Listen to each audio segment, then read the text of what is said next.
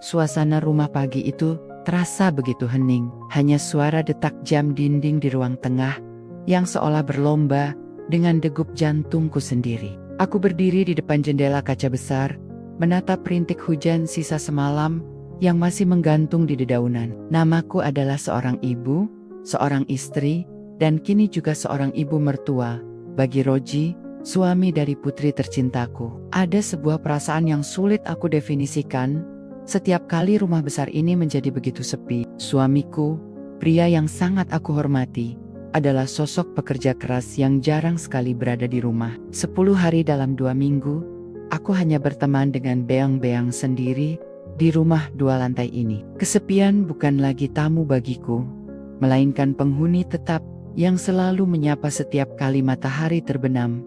Namun, kedatangan Roji 1 bulan yang lalu membawa warna yang berbeda. Dia datang untuk urusan pekerjaan di kotaku. Sebagai ibu mertua, aku tentu ingin memberikan yang terbaik. Aku menyayanginya seperti anak kandungku sendiri.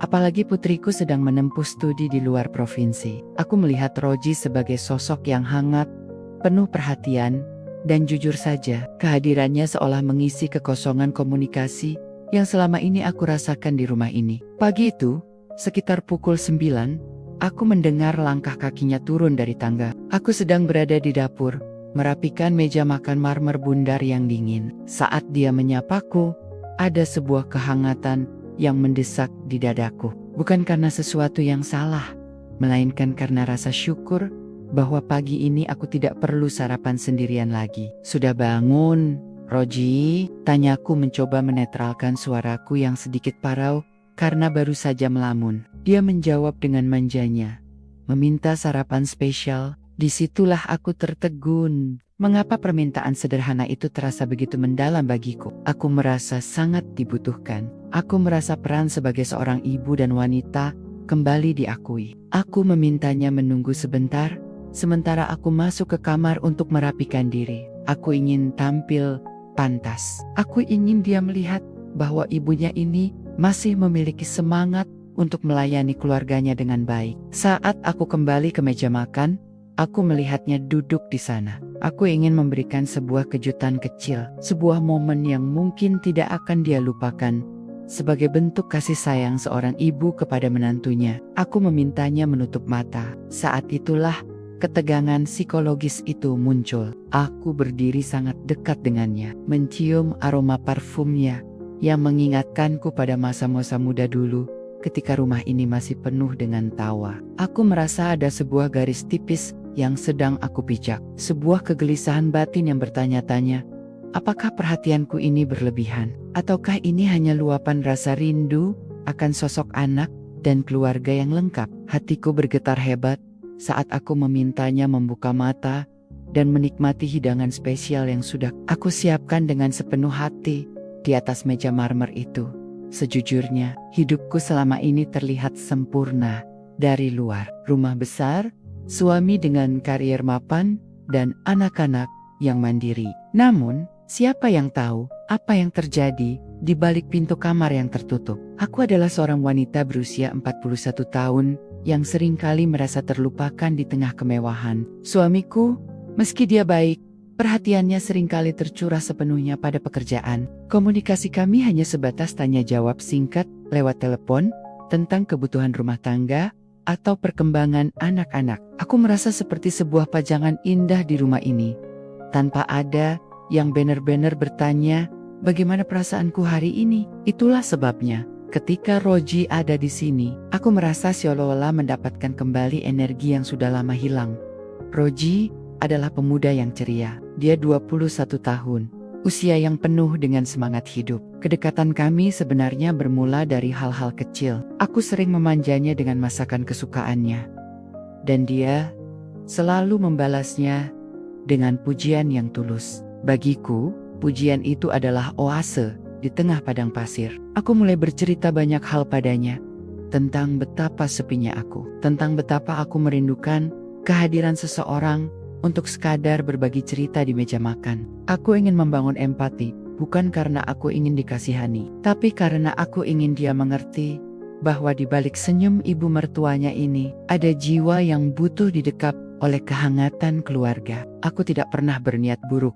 Aku hanya ingin memastikan bahwa dia merasa nyaman selama berada di sini, seperti berada di rumah ibunya sendiri.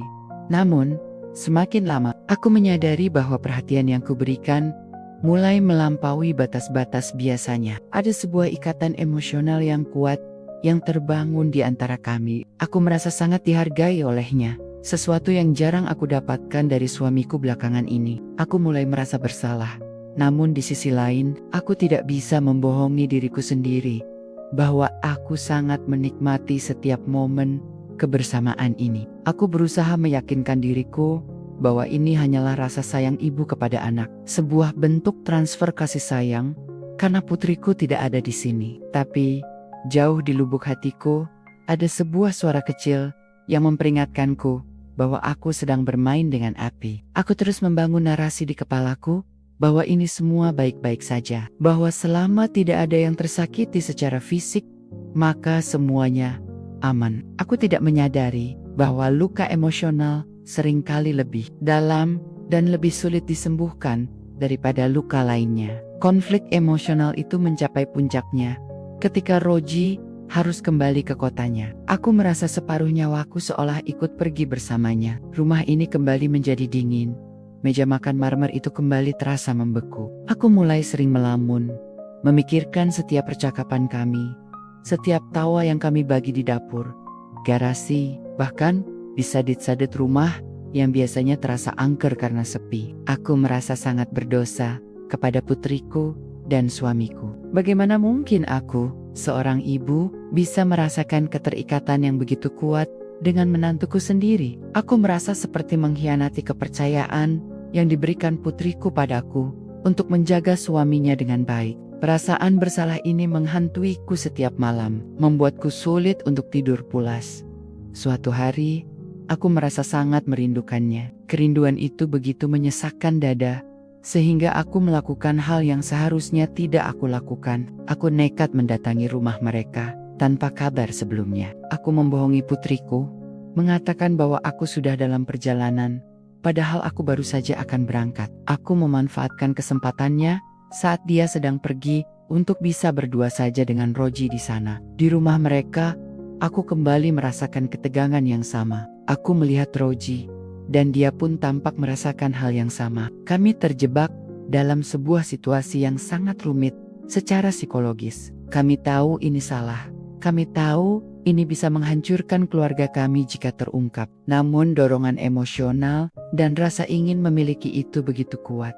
Kami seringkali menghabiskan waktu bersama dalam diam, hanya saling menatap atau berbicara hal-hal yang tidak penting, namun maknanya begitu dalam. Aku menyadari bahwa apa yang kami lakukan ini adalah bentuk dari pelarian. Aku lari dari kesepianku, dan dia mungkin lari dari sesuatu yang tidak dia dapatkan dalam pernikahannya yang masih seumur jagung. Kami berdua adalah dua jiwa yang haus akan pengakuan dan kasih sayang, yang sayangnya bertemu di waktu dan status yang salah. Tekanan mental ini mulai terasa nyata. Setiap kali aku melihat foto pernikahan putriku dan Roji di ruang tamu, hatiku rasanya seperti diiris 9. Aku mencintai mereka berdua, tapi aku juga terjebak dalam perasaan ini. Aku mulai bertanya pada diriku sendiri, sampai kapan sandiwara ini akan berakhir? Apakah aku sanggup menanggung beban rahasia ini seumur hidupku?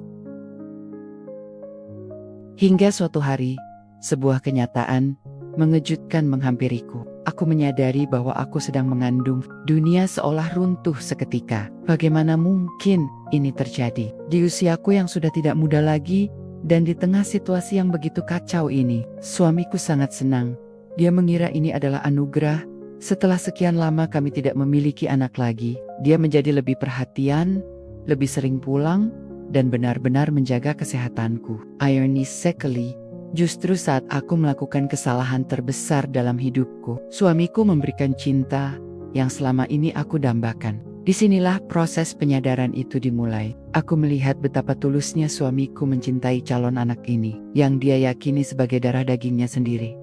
Aku menangis saya di Jadenia, di kamar mandi suatu malam. Bukan karena sedih, tapi karena rasa malu yang luar biasa kepada Tuhan dan kepada suamiku. Aku mulai melihat segalanya dari perspektif yang berbeda. Kasih sayang yang diberikan suamiku membuatku sadar bahwa selama ini aku mungkin kurang berkomunikasi secara jujur padanya tentang kesepianku. Aku menyadari bahwa mencari pelarian pada orang lain, apalagi pada menantuku sendiri, bukanlah solusi, melainkan awal dari kehancuran yang lebih besar. Aku mulai mencoba menjauhkan diri secara emosional dari Roji. Aku membatasi komunikasi kami, bukan karena aku membencinya, tapi karena aku ingin menyelamatkan apa yang masih tersisa dari keluarga kami.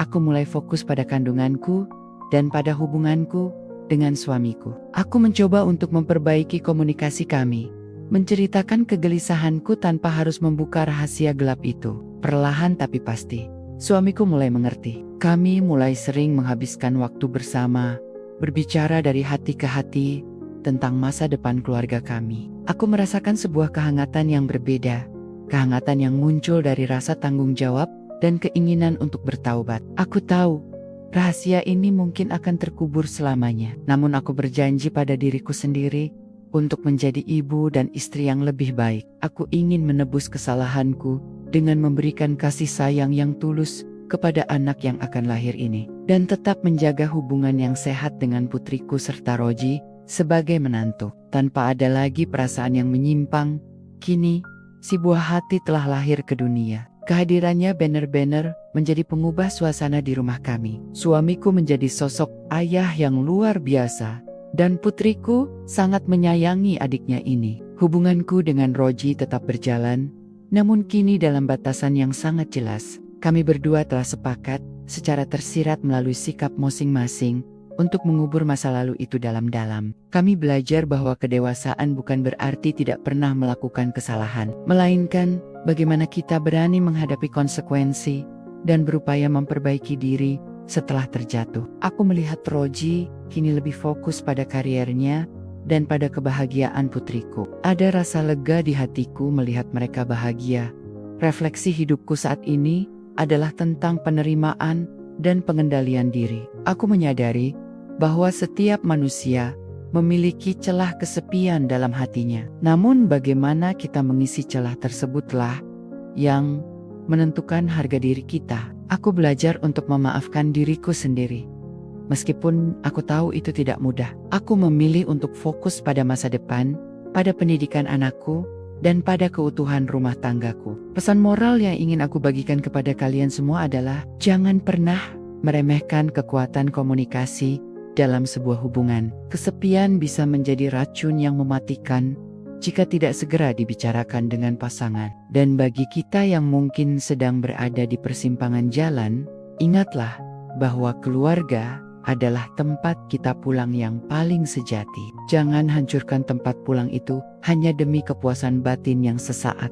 Hidup ini adalah rangkaian pembelajaran yang tidak pernah berakhir. Aku bersyukur masih diberikan kesempatan untuk memperbaiki semuanya sebelum terlambat. Meskipun rahasia ini akan tetap menjadi rahasia, namun perubahan sikap dan hatiku adalah bukti nyata bahwa aku ingin menjadi manusia yang lebih baik. Mari kita jaga keutuhan keluarga kita dengan kejujuran, kesetiaan, dan kasih sayang yang tulus. Terima kasih sudah mendengarkan curahan hatiku. Semoga kisah ini menjadi pelajaran berharga bagi kita semua, agar selalu waspada terhadap bisikan hati yang bisa menyesatkan.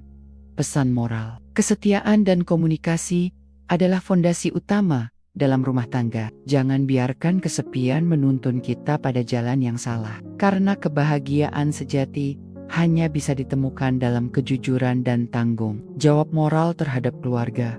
Jika kalian merasa kisah ini memberikan pelajaran berharga, jangan lupa untuk klik tombol like, share, dan subscribe ke channel Tante Riana.